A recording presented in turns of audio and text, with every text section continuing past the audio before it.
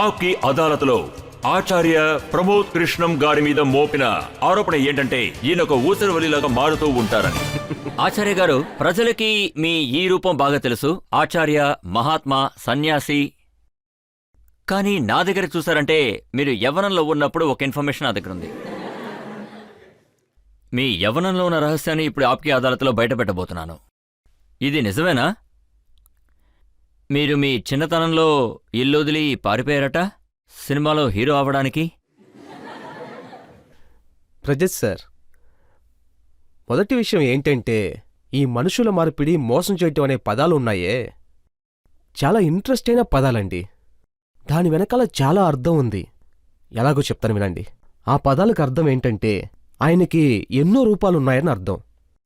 ఇంకా మనుషుల మార్పిడి, ఆ పదం మొదటిసారిగా ఎవరికి ఉపయోగించారో తెలుసా? పాలసముద్రాన్ని చిలికేటప్పుడు రాక్షసుల తరపు నుంచి భగవంతుడైన విష్ణువుని చెప్పారు. ఈయన వేరువేరు రూపాలలో వచ్చి మనల్ని మోసం చేస్తున్నాడని, అందువల్ల ఇతన్ని భగవంతుడిగా ఒప్పుకోమని చెప్పారు. రెండో విషయం రజత్ సార్, రెండో విషయం, మనుషుల మార్పిడి, మోసం చేస్తున్నాడని చెప్పింది భగవంతుడు శ్రీకృష్ణుణ్ణి. దుర్యోధనుడు చెప్పాడు, దుశ్శాసనుడు కూడా చెప్పాడు ఇతను మనుషుల మార్పిడి, మోసం చేసేవాడని. నువ్వు తాంత్రికుడు అన్నారు, నువ్వు వెన్న దొంగిలించేవాడివి అన్నారు, కపట నాటక సూత్రధారివి అన్నారు. భగవంతుడు శ్రీకృష్ణుడి గురించి ఎన్నెన్ని పదాలు చెప్పారో చూడండి. అవేవి ఈ ప్రపంచానికి అస్సలు గుర్తులేవు. కాని కురుక్షేత్ర యుద్ధ భూమిలో భగవంతుడు శ్రీకృష్ణుడు చెప్పిన ఆ విషయాలు ఈ రోజు వరకు ప్రపంచం విని నడుచుకుంటున్నాయి. నా ప్రశ్న ఏంటంటే రజిత్ సార్, అందుకే ఇక్కడున్న ప్రజలకి నేను మీ ఫొటోస్ చూపించాలని అనుకుంటున్నాను. మీ చిన్నప్పటి ఫొటోస్ కొన్ని నా దగ్గర ఉన్నాయి, చూడండి. ఆ టైంలో మీరు ఎలా ఉండేవారో జనాలు చూడండి.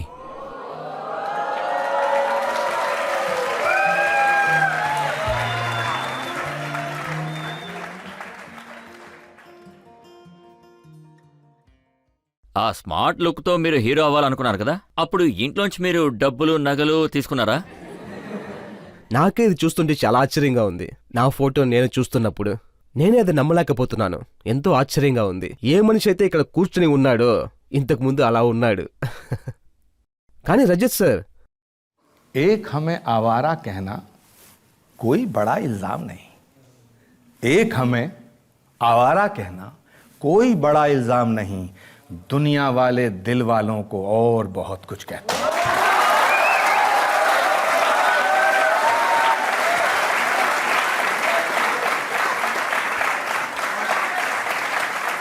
ఇప్పుడు మీరు మాట్లాడేటప్పుడు ఒక మాట అన్నారు చూసారా, అంటే యాక్టర్ అవటానికి ఇంటి నుంచి పారిపోయి వచ్చారని. రజిత్ సార్, చెప్పాలంటే అందరూ నటించడానికే ప్రయత్నిస్తూ ఉన్నారు. కొంతమంది వల్ల అది సాధ్యమవుతుంది, కొంతమందికి కావడం లేదు. ఎవరికి మీలాంటి ఇలా ఒక డైరెక్టర్ దొరుకుతారో వాళ్ళందరూ అయిపోతారు. ఎవరికి మీలాంటి డైరెక్టర్ దొరకలేదు. అందులో ఇంకొక విషయం నిజమే కదా సార్, మీరు ఇంటిని అలాగే వదిలేసి వచ్చేశారు, ఫిలిమ్స్లో చాలా డబ్బుని ఇన్వెస్ట్ చేశారు. आई मौज फकीर की दिया झोंपड़ा फूंक. తర్వాత రజిత్ సార్, మీరు చెప్పిన ఒక మాట ఉంది చూసారా, అది ఒక పెద్ద ఆధారం. ఎందుకు అలా చెప్తున్నానంటే నేను సన్యాసి ఈ రోజు అవ్వలేదు, చిన్నప్పటి నుంచి అలాగే ఉన్నాను. ఆ తర్వాత మీరు హీరో అవ్వలేకపోయారు కదా, అప్పుడు మీరు కవితలు రాయడం మొదలుపెట్టారా? సినిమాలో పాటలు రాయడానికి ట్రై చేశారా? ట్రై చేయలేదు, నేను రాశాను. నేను కొన్ని పాటలు రాశాను. ఇంకా రజిత్ సార్, నేను పాటలు, కవితలు రాశాను, కానీ వాటికంతా ఒక స్పెషల్ టాలెంట్ ఉంటేనే చేయగలం. నాకేమనిపిస్తుందంటే మీరు కూడా ఏమన్నా ప్రేమించుంటే మీరు కూడా కవితలు రాయగలరని.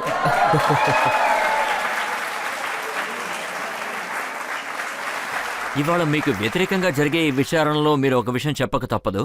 ఏ నాగని అందం చూసి మీరు ఆ పాట రాశారో చెప్పాలి.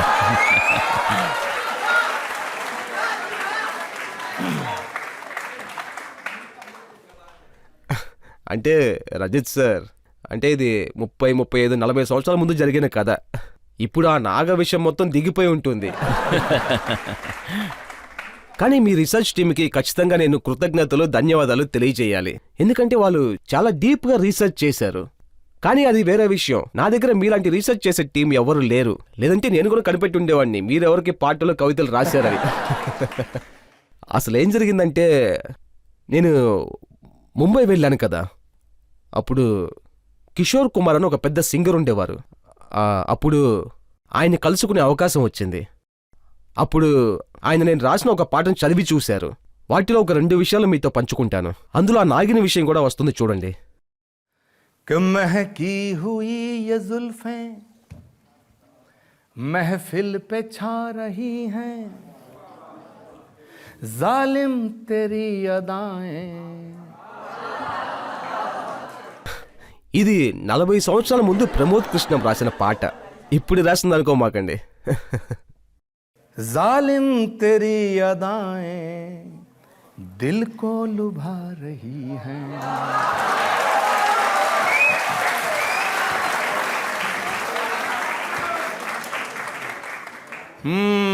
मस्तानी चाल तेरी.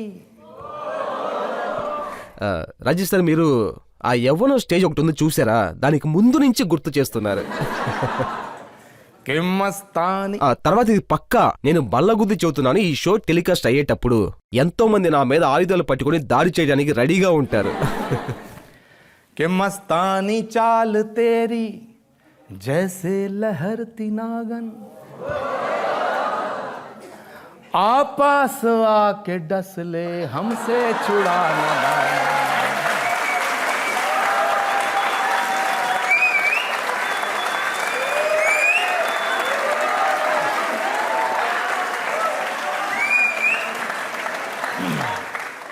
కానీ ఆచార్య గారు, మీరు చెప్పారు ఈ విషయం జరిగి 40 సంవత్సరాలు అయింది అని. కానీ నాకు తెలిసి మీరు ఇప్పుడు కూడా అలాగే ఉన్నారు. ఇప్పుడు మీరు మీ ఆశ్రమంలో పాడే పాటలు ఏంటంటే తూ చీజ్ బడి హే మస్త్ మస్త్ అని. రాజేష్ సార్, నేను ఏమనుకుంటున్నానంటే, అది ఆశ్రమం అయినా కానీ లేదా ఇల్లు అయినా కానీ, జీవితంలో ఎటువంటి సిచ్యువేషన్లో మీరున్నా కానీ ఆహ్లాదకరమైన పాటలు, సంతోషం లేకపోతే జీవితానికి ఎటువంటి అర్థం లేదు.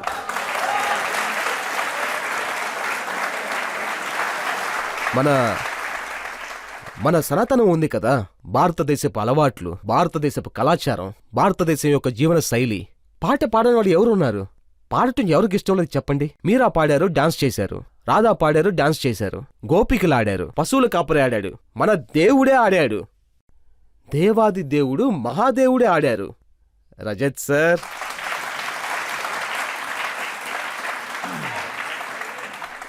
ఇంకా రజత్ సార్, ఆడాలి పాడాలని మీకు కూడా మనసు లోపల ఉంటుంది.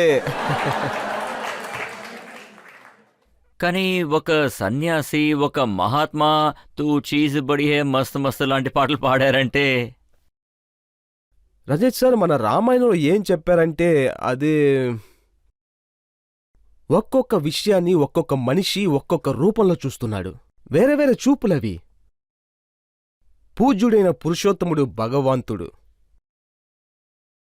మొత్తం ప్రపంచం భగవంతుడని చెప్పింది, మనం కూడా అదే చెప్పాం, భగవంతుడని. కానీ కొంతమంది వాళ్ళ పుట్టుపూర్వాలనే ఎగతాళి చేస్తున్నారు. దానికి మీరేం సమాధానం చెప్తారు? నేనిప్పుడు మిమ్మల్ని అడిగేది ఏంటంటే, హేమా మాలిని గారు మీ ఆశ్రమంకి వచ్చినప్పుడు మీరు ఆవిడ్ని ఎలా చూస్తారు?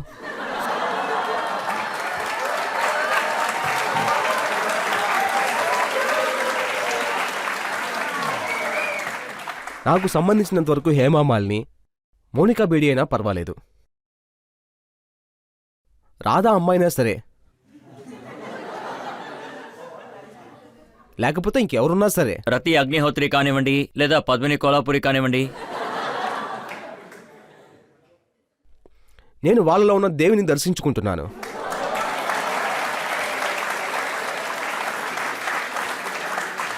అవును, మన ఊర్లో ఏం చెప్పారు తెలుసా? మనకి ఏం చెప్పారంటే, అది మన శాస్త్రంలో ఏం చెప్పారంటే, ఎస్త్ర నాదంతు పూజంతే తత్ర దేవత. ఏ భూమిలో, ఏ స్థలంలో, ఏ వీధిలో, ఏ ఏరియాలో, ఏ ఇంట్లో ఆడదానికి పూజ చేయలేదో, ఆడదాన్ని ఒక దేవతగా గుర్తించలేదో, ఆ ఇంట్లో అష్టైశ్వర్యాలు అస్సలు ఉండవు. ఆచార్య గారు, రజేష్ సార్, నాకు ఇంకొక 10 నిమిషాలు టైం ఇవ్వండి. మనకి డబ్బు అవసరమైనప్పుడు మనం ఏం చెప్తాం? या देवी सर्वभूतेषु लक्ष्मी रूपेण संस्थिता नमस्तस्यै नमस्तस्यै नमस्तस्यै नमः. మనకు విద్య అవసరమైనప్పుడు, జ్ఞానం అవసరమైనప్పుడు ఏం చెప్తూ ఉంటాం? या देवी सर्वभूतेषु सरस्वती रूपेण संस्थिता नमस्तस्यै नमस्तस्यै नमस्तस्यै नमो नमः. మనకి శక్తి కావాల్సినప్పుడు, బలం కావాల్సినప్పుడు, వీరం కావాల్సినప్పుడు మనమేం या చెప్తాం? देवी सर्वभूतेषु शक्ति रूपेण संस्थिता नमस्तस्यै नमस्तस्यै नमस्तस्यै नमो नमः। ఆచార్య గారు, తీవ్రవాది అబూ సలీం ఫ్రెండ్ అయిన మోనికా బేడిని చూసి దేవి అని నమస్కారం పెట్టే ఏకైక వ్యక్తి మీరే. మౌనికా బేడి ఎటువంటి తప్పు చేయలేదు. ఒకవేళ తను తప్పు చేసుంటే తనని మోసం చేసినవాడు ఆ తీవ్రవాది అబ్బూ సలీం అయి ఉంటాడు. ఇంకా ఎటువంటి ఘోరమైన దండన ఆ అబ్బూ సలీంకు దొరికిందంటే అంతకుమించి ఎంతో పెద్ద దండన మోనికా బేడి అనుభవించారు. కానీ భారతదేశపు చట్టం దాన్ని కొట్టిపారేశారు. మోనికా బేడిలా ఉండటానికి ప్రివిలేజ్ ఇవ్వకండి. కానీ మోనికా బేడిలా ఉండటానికి దండన ఇవ్వకండి. నేను విన్నదేంటంటే రాధా గారికి జనాల ఊళ్ళో కూర్చొని నేర్పించింది మీరేనట. అది రాదామనే చెప్పాలి.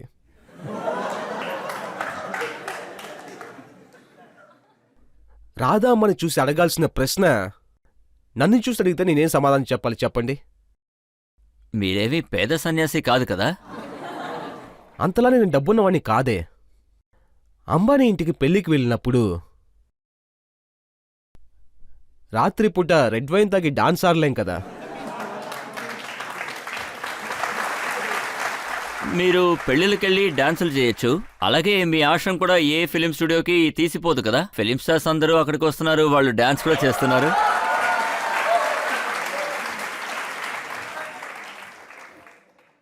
అది చాలా పవిత్రమైన ఒక స్థలం.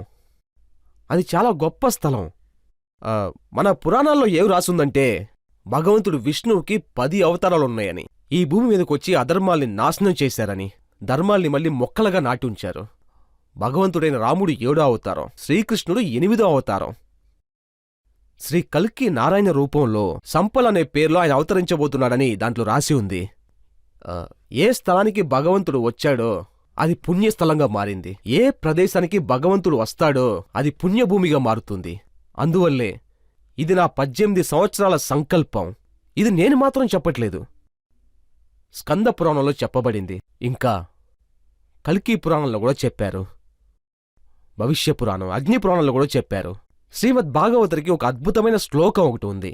यदा चंद्रस्य सूरस्य तथा तिस्य बृहस्पति समेशन्ति एक राशो तदा भवति तत्कृतं संभल ग्राम मुखस्य ब्राह्मणस्य महात्मना भवने विष्णु यशस्य कल्की प्रादुर्भविष्यति.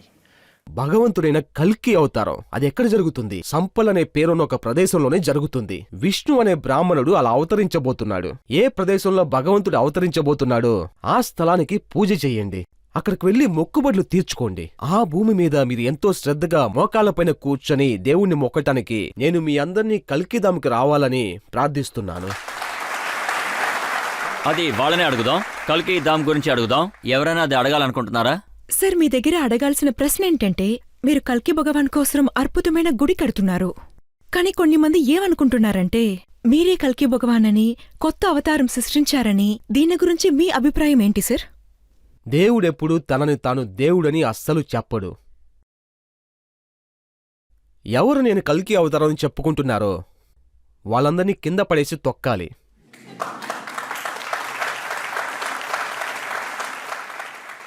తర్వాత అతన్ని కూడా అలాగే రజత్ శర్మ బోన్లోకి తీసుకొచ్చి విచారణ జరిపించాలి. కొంతమంది కల్కి అవతారం గురించి సినిమా కూడా తీశారు కదా. అవును, ఆ విషయమే వేరే. సినిమా చెయ్యాలి. భగవంతుడికి ఎన్ని అవతారాలున్నాయో దాన్ని బేస్ చేసుకుని సినిమాలు చేశారు, సీరియల్స్ చేశారు. నేను మీకు ఇంకొక విషయం కూడా చెప్పాలి. నేను మొట్టమొదటిసారిగా హేమామాలిని గారిని కలిసినప్పుడు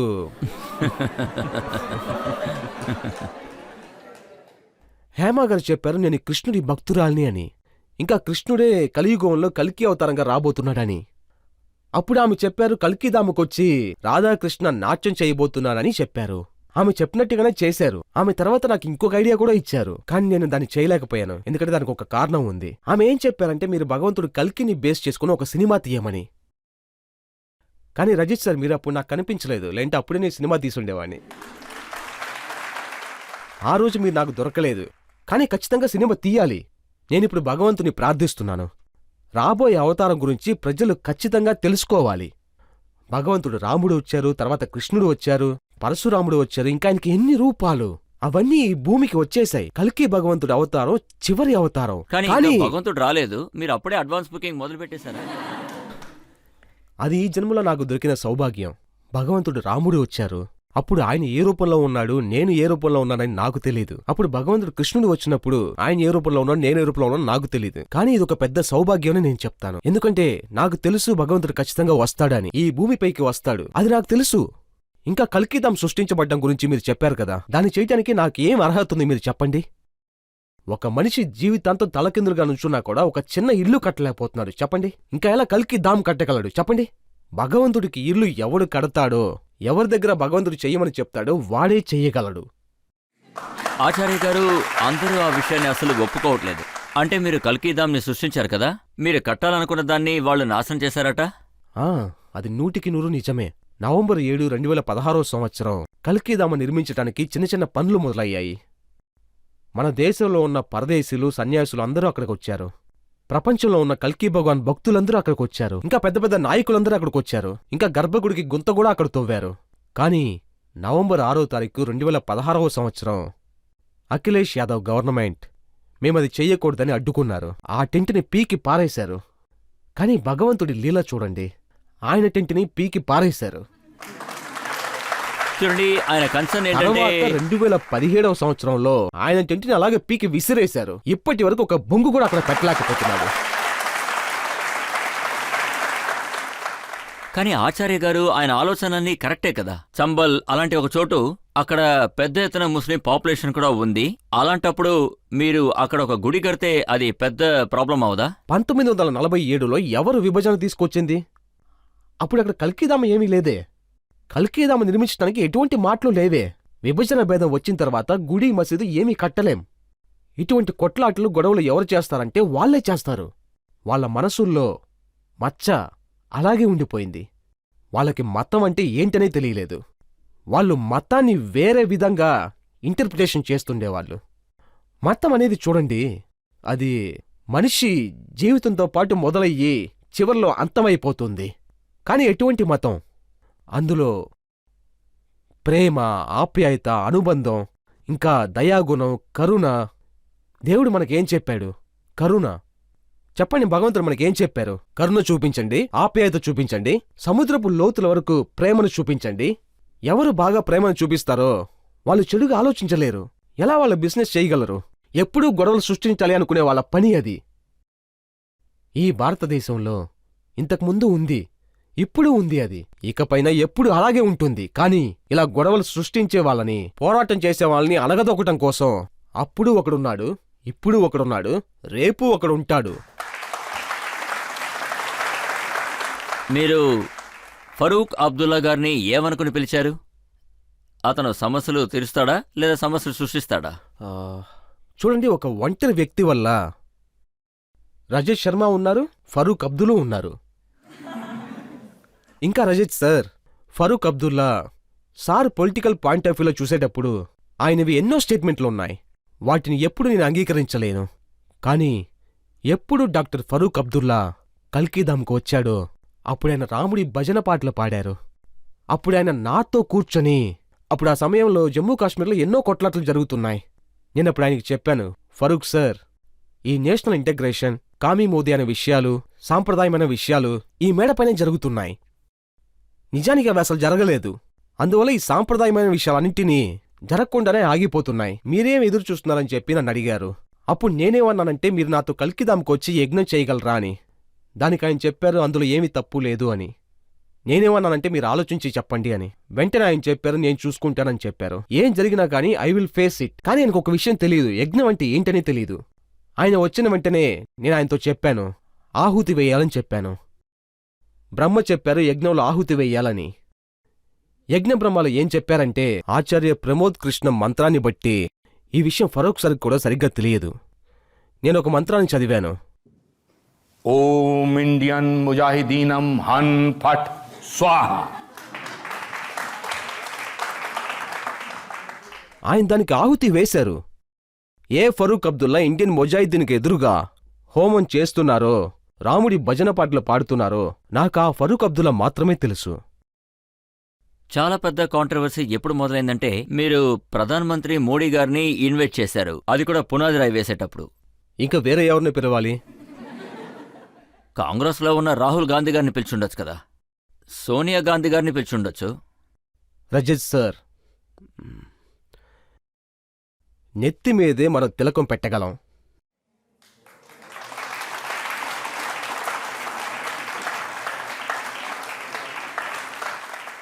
అయితే రజత్ సార్, దీన్ని మన కళాచారానికి ఆధారం అని అనుకోండి.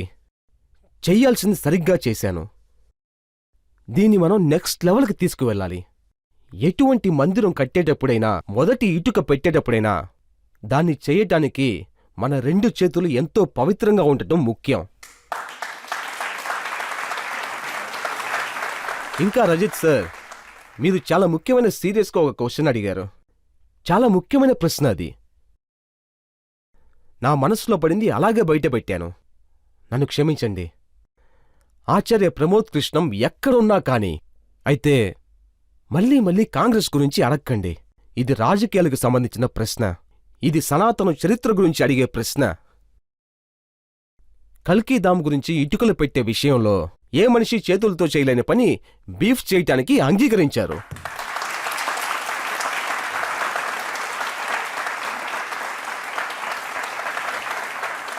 అదేంటంటే నాకు ఈ దేశం లోపల, రాజకీయాల ప్రపంచంలో నరేంద్ర మోడీ తప్ప పవిత్రమైన చేతులు ఇంకెవ్వరివీ లేవు. ఇంకెవరు కల్కీదాంకి ఇటుకలు పెట్టలేరు. అయితే మీరు ఈ విషయాన్ని ఒక్కసారి కాదు 100 సార్లు అడిగినా కానీ ఇదే చెప్తాను. నాకు ఉరిశిక్ష విధించినా సరే, నా చివరి తుది శ్వాస వరకు నేను చెప్తూనే ఉంటాను.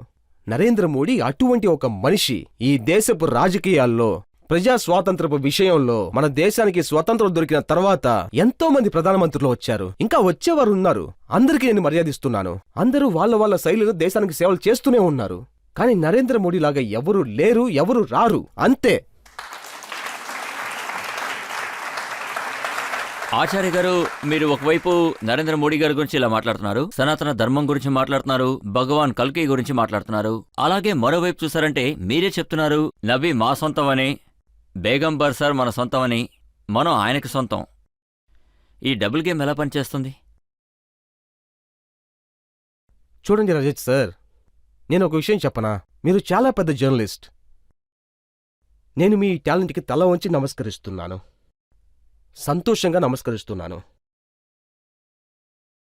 ఎటువంటి సోఫీ ఇంకా చంద్రసోలు కూడా బేగంబర్స్, రిషి, ముని, మహాత్మా, త్యాగి, తపస్వి, అవతారాలు. ఏ కమ్యూనిటీ కోసం వాళ్ళు పుట్టలేదు, ఎటువంటి జాతి కోసమూ పుట్టలేదు, ప్రత్యేకంగా ఏ రాజ్యం కోసమూ కాదు, ప్రత్యేక వర్గం కోసం వాళ్ళు జన్మించలేదు. నన్ను క్షమించండి. వాళ్ళు మొత్తం దేశానికి సొంతమైన వాళ్ళు, మొత్తం ప్రజలకి సొంతమైన వాళ్ళు. ఏ సోఫీ, మహాత్మా, సంతృషి, ముని ఈ దేశానికి ఎంతమంది వచ్చున్నా కాని, బేగంబర్, రసూల్ ఎంతమంది వచ్చున్నా కాని, భగవంతుడు ఎన్ని అవతారాలైనా కాని, వాళ్ళు మొత్తం ప్రపంచానికి సేవలు చేయటానికి వచ్చిన వాళ్ళు. ఇది ఒక్కళ్ళకి మాత్రమే సొంతమని మనం ఎవరినీ చెప్పలేం. మీకున్న హక్కే నాకు ఉంది. అదే నేను మళ్ళీ మళ్ళీ చెప్తూ ఉంటాను. రాముడు హిందూకి ఎంతవరకు సొంతమో అలాగే ముస్లింకు కూడా సొంతం.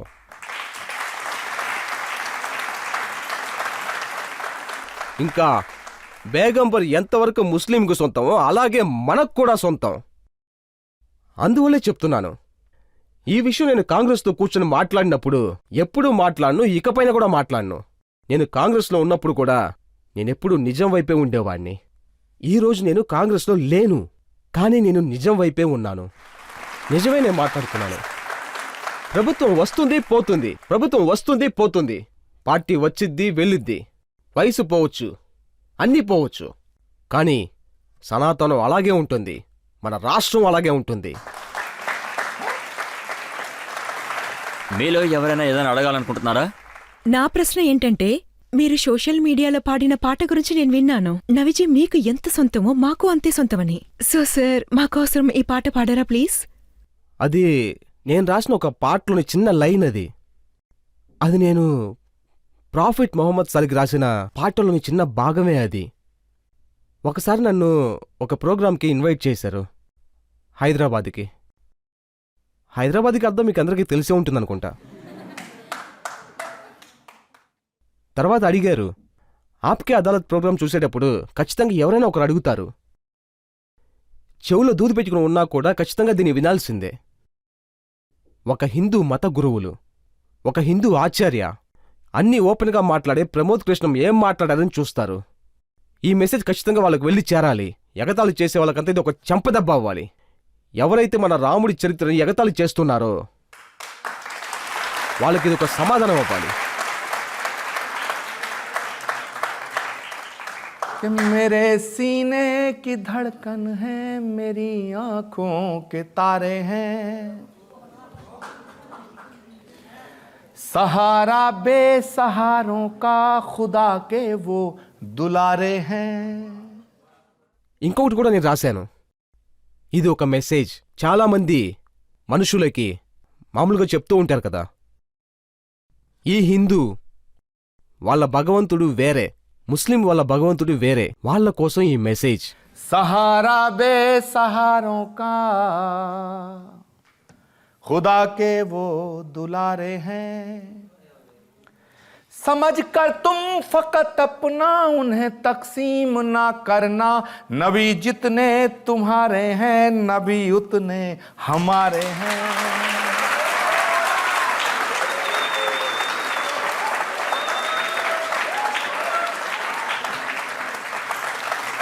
ఇంకా రజత్ సార్, ఇక్కడ ఎంతమంది కూర్చుని ఉన్నారో అందులో అందరూ ఇండియన్సే. నాకేమనిపిస్తుందంటే వాళ్ళందరూ సనాతనాన్ని గౌరవిస్తున్నారని.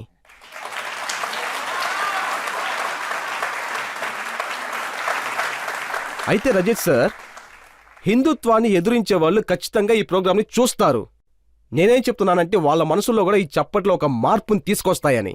90% హిందువులు ఉన్నారు. నబీ కోసం ప్రమోద్ కృష్ణం 4 లైన్లు పాడినప్పుడు ఆయనకి అన్ని చప్పట్లు దొరికాయి. అయితే రజత్ సార్, ఇదే సనాతనం, ఇదే భారతదేశం.